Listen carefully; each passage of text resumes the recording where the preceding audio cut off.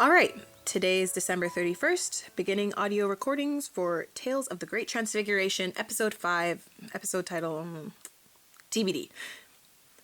New Year's Eve, my last day in Providence. I have to admit, I don't want to go. I like it here, the people, the places. There's nowhere like Providence. I've even gotten used to the transformations. They're pretty terrifying at first, but they feel normal now.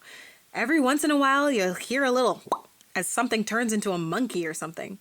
You check their wallet for an ID, slap a "Hello, my name is" sticker on them, and everyone goes about their day. Honestly, I thought New Year's would be a somber occasion for the people of Providence, but the city's been buzzing. There are songbirds in the trees, string lights wound around giraffes, and pigeons popping into confetti in the sky. Everyone's excited to ring in the new year. Alice! Happy New Year! Happy New Year! You're the demolitionist that got the elephant out of the House of Representatives, right? The very same! Got him out of there in record time. A wall here. A beam there. Bish bash bosh. And out he came. Boop, blorp. Easy as that. I didn't expect to find you working on New Year's Eve. Oh, sure. We're always destroying something or other. Idle hands and all that. And what are you knocking down now? We're making room for the new statue. Some commemorative something or other to remember the Great Transfiguration. City's orders.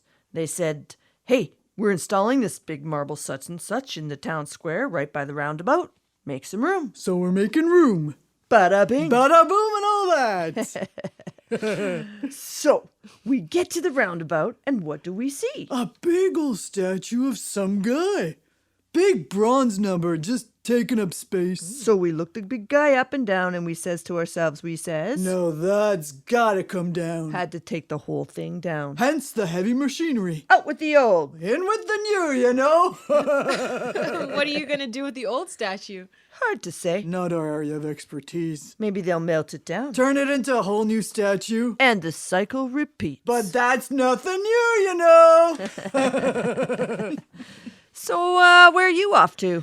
I wanted to check in with Laura Lee's sacrificial blood drive before they start dumping blood in the ocean. All right, that's tonight. Did either of you end up donating? No, ma'am. Never got around to it. You? I'm anemic. No kidding. You learn something new every day. You think you know a person and then bam, they just show you a whole new side? You know, my cousin's got low iron levels too.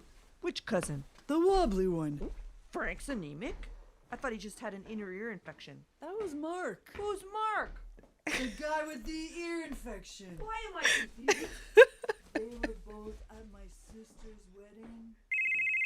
Kept dropping the silverware. Hello? Hello? Oh my God, no way. No way. Okay. Okay, where are you headed? Providence Medical? That's close by. I think I can make it. Excuse me, Providence Medical. It's that way, right? Correctamundo. Couple blocks away. Thank you. Gotta go. My friend's having a baby. Happy New Year! Happy New Year. Take care of yourself. Eat more protein! Hi.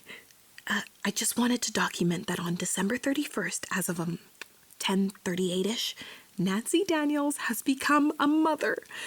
It was such a sight. Not the birth. I couldn't really watch the nitty-gritty bits of it. I was just there for moral support. But get this. Nancy was stuck in traffic, so I actually got to the hospital before them. So there I was. I'm waiting for her out on the front steps, and I look down the street, and it's just bumper to bumper New Year's traffic. Nancy's like miles away. But all of a sudden, I hear this popping sound as every car on the road explodes into bubbles. It was spectacular. Like, I'd never seen that many bubbles before. And the only car that didn't change was Nancy's. I mean, what are the odds of that? This red Subaru coasting through the foam. I guess word got around that there was a baby on the way because one by one, all these people from her baby shower showed up. I think we were all worried that she'd be alone, but the room was packed. They had to set up wet floor signs like pylons just to give the doctor's room to work. and out the window, staring into the room, was the face of a giant gorilla. Anyway, the delivery goes smoothly. Honestly, she was probably extra slippery from all the bubbles on the way in, so the baby just popped right out. And all of a sudden, she's holding this kid. She cried, we cried, and I'm just watching this woman become a mother. It was surreal, like I was looking at a different person. It's strange. In this city where people are turning into cabbages and stuff, who would have thought that something as natural as having a baby would be the thing that blew my mind? Knock, knock. Hi. Hey. Is she sleeping? Yeah, out like a light. And where's the little guy? Oh, just running a couple tests. Apparently that's normal. Transfiguration related? Yeah, I think so. It's wild to think that he'll grow up and never know a world before the Great Transfiguration. A time before his dad was a gorilla, before there was a giant alligator swimming in the ocean. All these things we're so scared of. Maybe they won't be so scary for him. Maybe. He's still there. Never left the window. Hi, Kevin. Kevin was always such a sweet guy. Glad to see that hasn't changed. He and Nancy are good together. Yeah. If you've got New Year's plans, we can take over from here. Really? Yeah, you were first on the scene. You've done your time. I was kind of hoping to catch the sacrificial blood drive. Go, go. We've got it from here. Okay, thanks. Bye, Nancy. Good luck. Truck's almost full, but I think we can fit a couple more pints of the O negative in the passenger seat. No days off, huh? Alice, good to see you. Hi, Laura. How's the drive going? Good, good. We're just getting everything loaded up, and then we'll be heading over to Swan Point. I've got my watch set. We'll dump the blood into the ocean when the moon's at its zenith. Sounds like a good time for a sacrifice. Right? Zenith.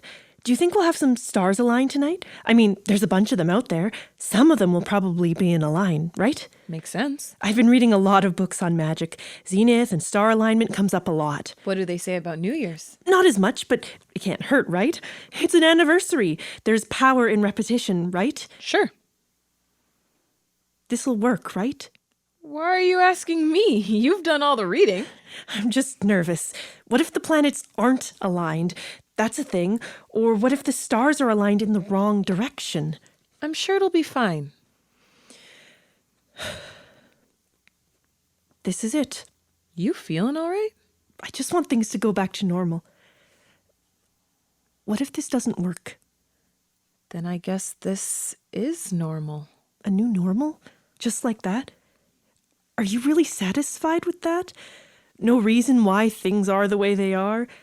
As a journalist, doesn't that piss you off? A little, yeah. It would be nice to tie everything up in a neat little bow, fix the problem, bring the story full circle. But I'm not a scientist, so I can't explain the science of things, and I don't know anything about magic or miracles. All I can do is talk to people. Check in, see how everyone's doing. Why did you come here if not for answers? A morbid curiosity, maybe? Maybe I just wanted to see what I'd turn into. I should have gotten my dad and I out of here after last New Year's. We were lucky to survive the Battle of the Bubble Bath. We pushed our luck thinking, oh, we'll be fine, we'll never change. And now he's a frog forever. Well, he's certainly a frog for now. He's not supposed to be anything but himself. Is your dad comfortable? I guess so. Sometimes I let him hop around in the garden. Is he having fun out there in the garden? I think so. Maybe that's enough. So my dad turned into a frog for no reason. Not no reason. Just less of a reason than we'd like. I'm sure he enjoyed his time as your dad, and it sounds like he's enjoying his time as a frog too. But why him and not me? Did you want to be a frog? No. Does anyone really know what they want to be? Good question.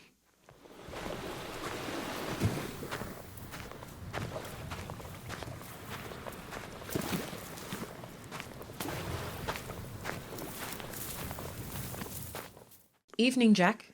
Oh, Alice. So what brings you to Swan Point on this fine New Year's Eve? Ah, nice gun. Thanks. Mind if I sit? Suit yourself.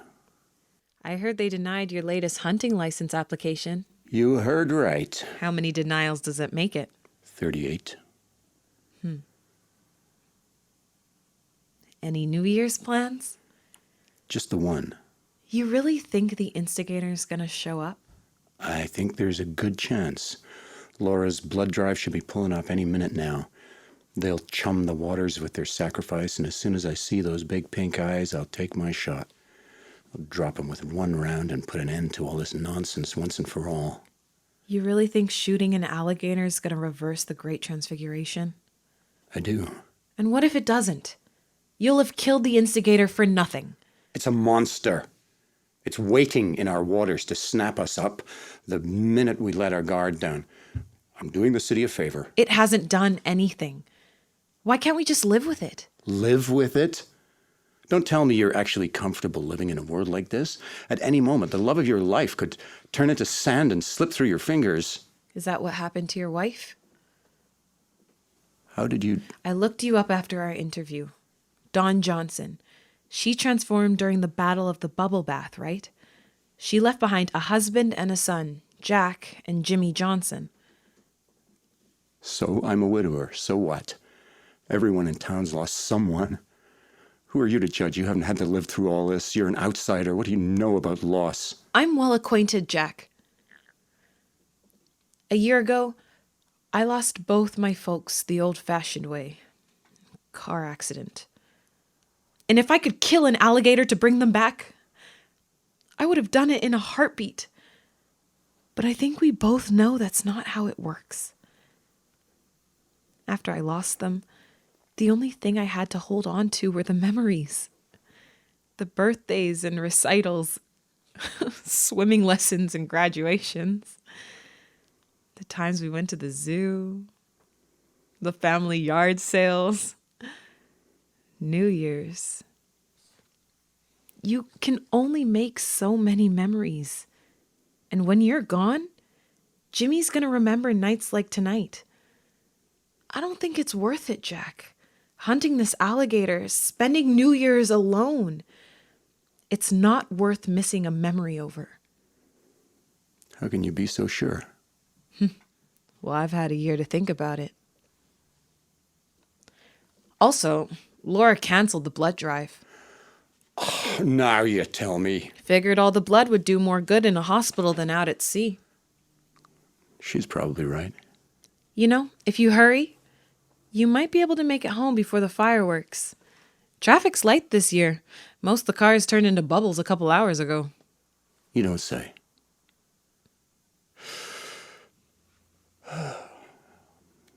Well, I guess I'll see you around, Alice. Happy New Year, Jack.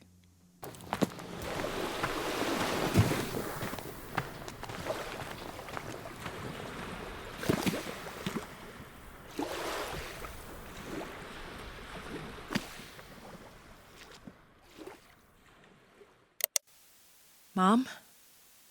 Dad? It's been a while since we talked. I've been keeping myself busy these days. I'm on a trip. Technically it's for work, but it hasn't really felt like it. I think you'd like it here. Dishwashers fall out of the sky every once in a while, but it's not that bad once you get used to it. Oh, a friend of mine just had a baby. Her husband's a gorilla, but he's a really nice guy. I've been meeting new people and seeing new things, making new memories. Anyway, I guess I just wanted to wish you a happy new year and to let you know that I'm doing all right. Oh, I'll have to edit all this out. Honestly, I can't really wrap my head around the fact that this is my last day in the city. Tomorrow I'm going to return to normal. To the old normal. Where people are just people and nothing more. Surrounded by people that don't understand what it's like to come face to face with the terror of transformation and learn to live with it. because the world is full of people that get it, and those that don't. And I think I'm starting to understand. Maybe just a little. 10 seconds to midnight. Hello, my name is Alice Turner, signing off.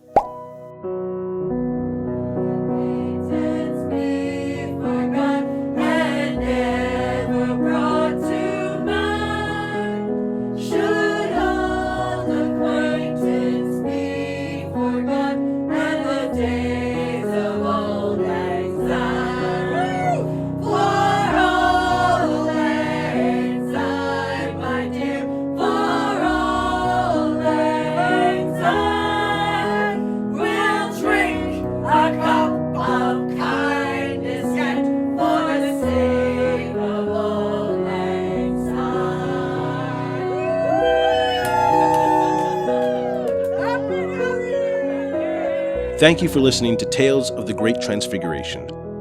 This episode was written by Ben Townsley, with direction by Andraea Sartison, and featuring the voice talents of Ardith Boxall, Reena Jolly, Kara Joseph, Ross McMillan, and Geneviève Pelletier. Our sound designer is MJ Dandeneau, with audio engineering by Daphne Finlayson.